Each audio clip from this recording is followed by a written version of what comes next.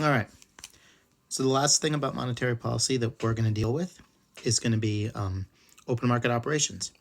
And open market operations are the buying and selling of securities by the Fed to banks. When the Fed buys a security from a bank, they give them cash in exchange, and the bank can loan that out. When the Federal Reserve sells securities to banks, then the bank has to pay for it in cash, and that's money that goes to the Fed, and that can't get loaned out. So it's worth noting that cash at the Fed is not part of the money supply. And so every time the Fed takes money from a bank for any reason, then that is reducing the amount of money in circulation by an amount times the multiplier.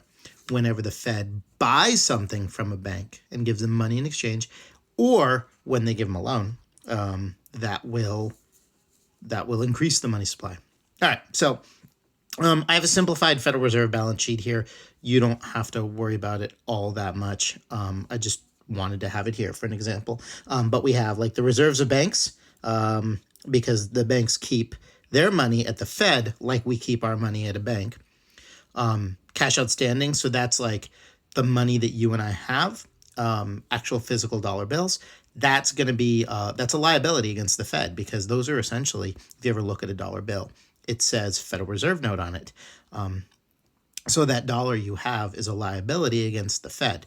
So that's 100. This plus this is 100. And then I have 100 in securities. Now we have this bank, and they've got this balance sheet. LFF is loans from Fed. I just throw that in there to have a balance, and just to kind of spice it up a little bit. All right, so in an open market operation, if the Federal Reserve wishes to engage in expansionary or easy money policy to increase the money supply, the Fed is going to buy securities from this bank. So let's say they buy all of them. We'll just make it easy. And let's say that because this bank has demand deposits of 100 and cash of 10, that they have no excess reserves, or these are reserves, but we'll call the reserve rate 10%, just to make things easy, which will lead us to the multiplier of 10. Hold on, I'm actually going to fix this. Oop, don't drop it, Tony. Don't drop it. Don't drop it. Don't drop it. I mean, I'm going to drop it. That happens every time. But okay. All right. So, so what we're going to have then is a Fed. The Fed is going to purchase securities, and they're going to purchase 90 securities because bank has it. All right. So what's going to happen in this bank is that the bank is going to lose these $90 in securities, but they're going to get $90 in cash. That makes them have a total cash amount or reserves of $100. Okay.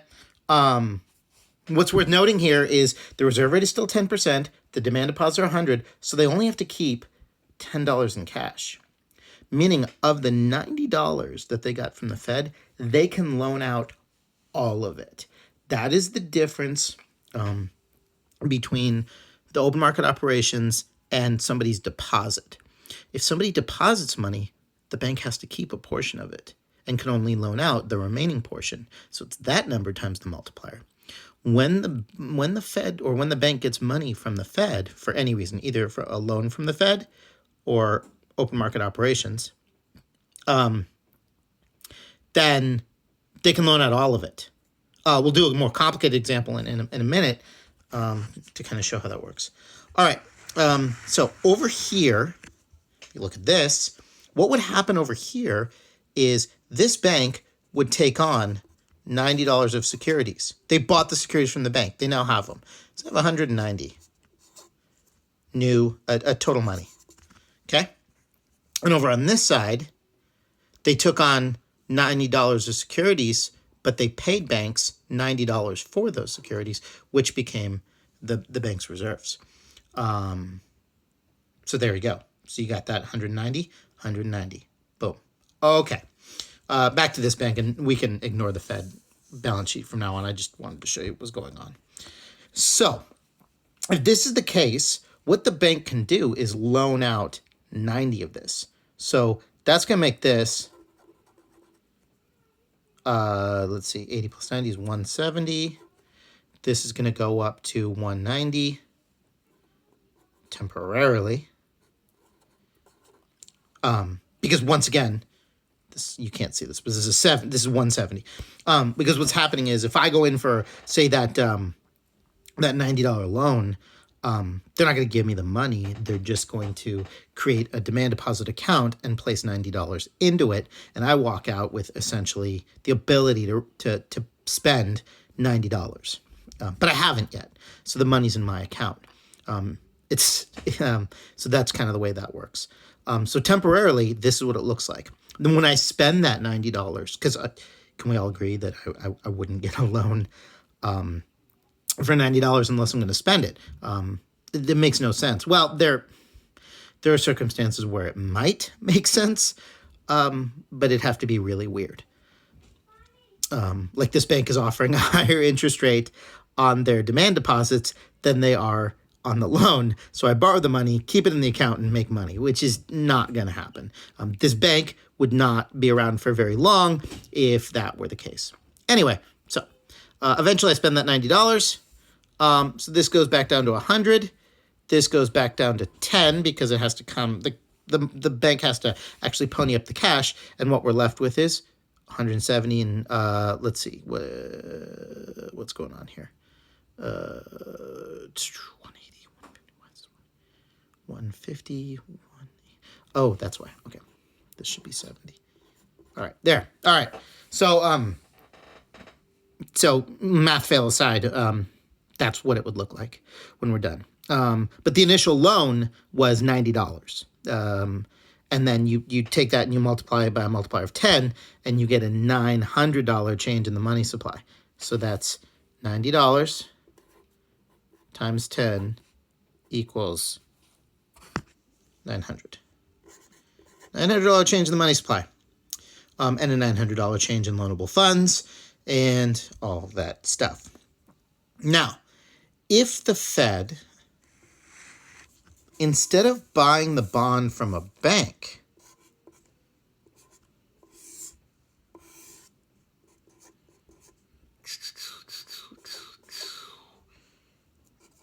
reserves, do it right this time.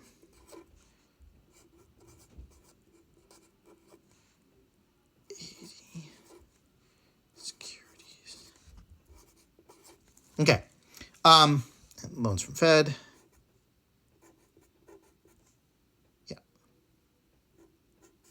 There. Okay. If the Federal Reserve bought the money from, or bought the bonds from a human, so I instead of me getting the loan or whatever, somebody goes and sells their securities to the Federal Reserve, or the Fed just chooses to buy them from an individual, and that's going to be like a bond, most likely. You trade in your bonds. Then that person would get the money, and we'll use the same amount, 90. That person is going to deposit that money in the bank. Now, because this changed, and I don't mean temporarily like up here, we don't have to worry about that. I mean, this permanently changed. Somebody deposited $90. They're going to have to keep a percentage of that because it's not their money. Somebody sold their bonds to the government, got the money from it, and deposited that money in the bank. So it's that person's money, not the bank's. In this instance, when they sold the securities, the money belonged to the bank. They could do whatever they wanted with all of it.